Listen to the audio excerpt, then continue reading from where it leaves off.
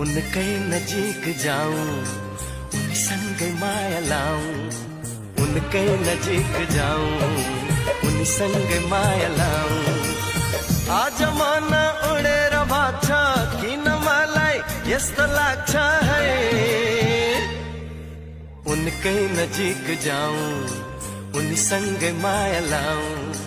उनकै नजिक जाऊं, उनीसँगै माया लाऊं।